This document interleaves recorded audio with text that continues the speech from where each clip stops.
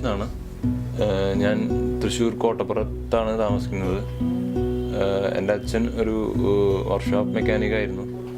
പക്ഷേ ആരോഗ്യപരമായ കാരണത്താൽ അദ്ദേഹത്തിന് ആ ജോലി ഉപേക്ഷിച്ച് വേറൊരു സെക്യൂരിറ്റി ജീവനക്കാരനായി തുടരേണ്ടി വന്നു.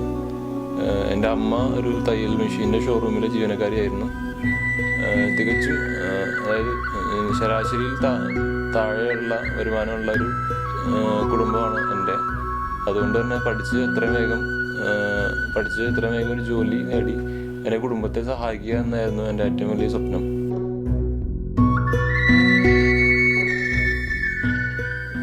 ഞാൻ തൃശ്ശൂർ CMS സ്കൂളിലായിരുന്നു പഠിച്ചിരുന്നത്. അവിടെ പഠനത്തോടൊപ്പം തന്നെ സംഗീതവും ഞാൻ അഭ്യസിച്ചിരുന്നു. എനിക്ക് അതിൽ ഇൻട്രസ്റ്റ് ഉണ്ടായിരുന്നു. അതുകൊണ്ട് തന്നെ ആ സമയങ്ങളിലൊക്കെ പല സ്ഥലങ്ങളിൽ കച്ചേരികളിലൊക്കെ ഞാൻ പങ്കെടുത്തിട്ടുണ്ട്. അതുപോലെ സ്കൂൾ തലത്തിൽ, ജില്ലാ തലത്തിലൊക്കെ നിരവധി സമ്മാനങ്ങളും എനിക്ക് കിട്ടിയിട്ടുണ്ട്. 2000-ലായിരുന്നു ഞാൻ SSLC പാസ്സായത്. SSLCക്ക് എനിക്ക് ഡിസ്റ്റിങ്ഷൻ ഉണ്ടായിരുന്നു. അതിനുശേഷം എത്രയും വേഗം ഒരു ജോലി നേടുക എന്ന ലക്ഷ്യത്തോടെ വെറുതെ +2 ചേർന്ന് 2 കൊല്ലം കളയണ്ടല്ലോ എന്നുള്ള ഉദ്ദേശത്തോടെ ഞാൻ SSLC കഴിഞ്ഞ ഉടനെ ഞാൻ എഞ്ചിനീയറിംഗ് ഡിപ്ലോമയ്ക്ക് ചേർന്നു. അവിടെ തൃശ്ശൂർ മഹാരാജാസ് ടെക്നോളജിക്കൽ ഇൻസ്റ്റിറ്റ്യൂട്ടിലായിരുന്നു ഞാൻ ഡിപ്ലോമ പഠിച്ചിരുന്നത്. അവിടെ ഈ കോഴ്സ് പൂർത്തിയാവാൻ, അതായത് 3 കൊല്ലത്തെ കോഴ്സ് പൂർത്തിയാവാൻ ഒരു 3 മാസം കൂടിയുള്ള സമയത്തായിരുന്നു, 3 മാസം കൂടി ഉണ്ടാകുന്നുള്ളൂ കോഴ്സ് പൂർത്തിയാവാൻ. അപ്പോഴായിരുന്നു ആക്സിഡൻറ്റ് പറ്റിയത്. അതായത് 2002 ഡിസംബർ മാസത്തെ വെക്കേഷനിൽ കൂട്ടുകാരോടൊപ്പം വീഗലാൻഡിലേക്ക് പോയതായിരുന്നു ഞാൻ. അവിടെ വെച്ച് ബക്കർ ഷവർ എന്ന് പറഞ്ഞ റൈഡിൻ്റെ മുകളിൽ നിന്ന് സ്ലിപ്പായി താഴെ വീഴായിരുന്നു. താഴെ വീണ ഉടനെ എൻ്റെ സ്പൈനൽ കോഡിന് ക്ഷതം സംഭവിക്കുകയും അതോടൊപ്പം തന്നെ കഴുത്തിന് താഴെ ഫുൾ പാരലൈസ് ആവുകയും ചെയ്തിരുന്നു ആ സ്പോട്ടിൽ വെച്ച് തന്നെ. പിന്നീട് എൻ്റെ സുഹൃത്തുക്കളും പിന്നെ ലൈഫ് ഗാർഡ്സും ഒക്കെ ചേർന്ന് എന്നെ എടുത്ത് ഫസ്റ്റ് എയ്ഡ് പോസ്റ്റിലേക്ക് എത്തിക്കുകയായിരുന്നു ചെയ്തത്. അവരെല്ലാവരും കൂടി ഫസ്റ്റ് എയ്ഡ് പോസ്റ്റിൽ എത്തിയപ്പോൾ അവിടെ കാണാൻ പറ്റിയത് എന്താണെന്ന് വെച്ചാൽ, അവിടെ സാധാരണ സാധാരണ ഡ്രസ്സ് ഇട്ടിട്ട് ഒരാൾ ഉണ്ടായിരുന്നു. അപ്പോൾ ആൾ പറഞ്ഞു, ഇങ്ങനെയൊക്കെയാണ് സംഭവം, ഇങ്ങനെ ഒന്ന് കഴുത്തിന് താഴെ ഒന്നും നനക്കാൻ പറ്റില്ല എന്ന് പറഞ്ഞപ്പോൾ ആൾ പറഞ്ഞു കുറച്ച് നേരം അവിടെ കയറി കിടക്കും, കുറച്ച് കഴിഞ്ഞാൽ മാറിക്കോളും എന്നൊക്കെ പറഞ്ഞ് ആളവിടെ കയറി കിടക്കുക ചെയ്ത് കയറ്റി കിടക്കുക ചെയ്തിട്ട് ഇതിന് ശരിയായിക്കോളും എന്നൊക്കെ പറഞ്ഞു. വെള്ളത്തിൽ വീണ് എൻ്റെ മറിയിപ്പാവും, അത് കുറച്ച് കഴിഞ്ഞാൽ മാറിക്കോളും എന്ന് പറഞ്ഞ് എന്നെ അവിടെ കിടത്തി കുറച്ച് നേരം.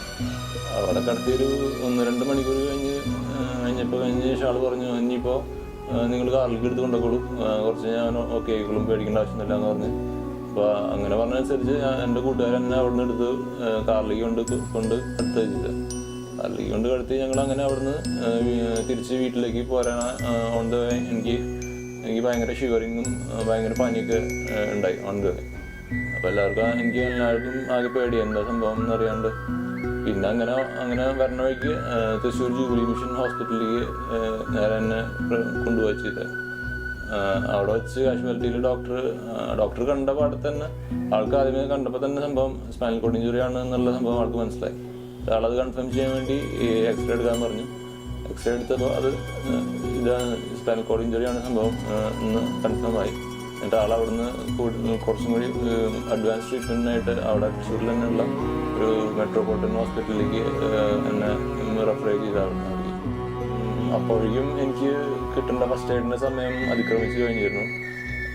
പിന്നെ അങ്ങനെ തന്നെ ഹോസ്പിറ്റലിൽ കയറ്റി അവിടെ നേരിട്ട് ഐ സിയുവിൽ കയറ്റി അങ്ങനെ ICUവിൽ കിടന്ന് അങ്ങനെ അവിടെ ആ ഹോസ്പിറ്റലിൽ അങ്ങനെ ഒരു 3 മാസക്കാലം കണ്ടിന്യൂസ് ആയിട്ട് ആ ഹോസ്പിറ്റലിൽ തന്നെ കിടക്കേണ്ടതായിട്ട് വന്നു.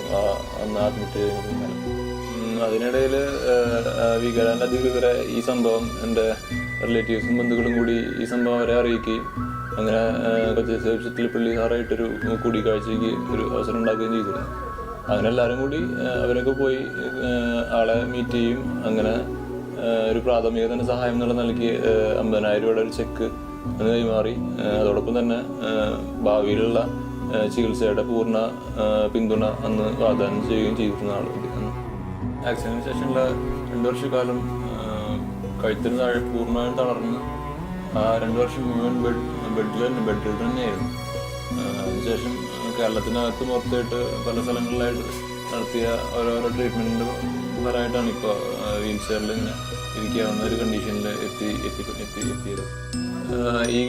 ഈ കാലയളവിലുള്ള ചികിത്സയ്ക്കായിട്ട് എൻ്റെ അമ്മയുടെ വീട്ടിൽ നിന്ന് ഭാഗമായിട്ട് ലഭിച്ച ഒരു 13 സെൻറ്റ് സ്ഥലം വിൽക്കേണ്ടി വന്നു. പിന്നെ ഞാനിപ്പോൾ താമസിക്കുന്ന 2 സെൻറ്റ് സ്ഥലം പുരയിടം പണയത്തിലാണ്. പിന്നീട് അതിനുശേഷം പിന്നീട് അങ്ങോട്ടുള്ള എൻ്റെ ചികിത്സയുടെ പൂർണ്ണ സപ്പോർട്ടും സഹായം ലഭിച്ചിരുന്നത് എൻ്റെ ബന്ധുക്കളിൽ നിന്നും സുഹൃത്തുക്കളിൽ നിന്നാണ്. പിന്നീട് ശ്രീ കൊച്ചേസേബ് ചിറ്റിൽപ്പള്ളിയെ കാണാൻ ഞങ്ങൾ പലതവണ ശ്രമിച്ചു. അതായത് അദ്ദേഹത്തിൻ്റെ വീട്ടിൽ പോയിട്ട് കാണാനോ, അല്ലെങ്കിൽ ഓഫീസ് പോയി കാണാനോ, അല്ലെങ്കിൽ മീഡിയേറ്റേഴ്സ് വഴി കാണാനോ, എങ്ങനെയെങ്കിലും ആളുമായിട്ട് കൂടിക്കാഴ്ചയാക്കി, അതായത് എൻ്റെ പ്രശ്നങ്ങളെ ആളവനെ അവതരിപ്പിക്കാൻ വേണ്ടി ഒരുപാട് ഞങ്ങൾ ശ്രമിച്ചു. പക്ഷെ അതിനൊന്നും ആളൊരു അവസരം ഉണ്ടാക്കി തന്നില്ല.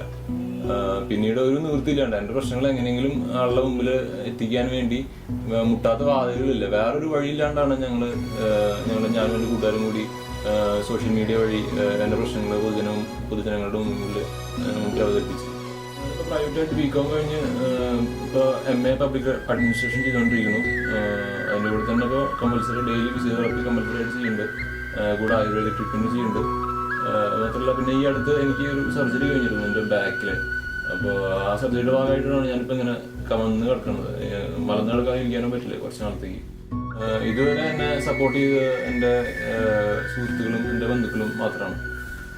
എന്നെ ഹോസ്പിറ്റലിൽ കൊണ്ടുപോകണമെങ്കിലോ, അല്ലെങ്കിൽ എന്നെ എക്സാമിന് കൊണ്ടുപോകണമെങ്കിലോ, അല്ലെങ്കിൽ പുറത്ത് എവിടെയെങ്കിലും കൊണ്ടുപോകണമെങ്കിലോ എല്ലാത്തിനും അവരുടെ സഹായമാണ് ഇത്ര നാൾ എനിക്ക് ഉണ്ടായിരുന്നത്.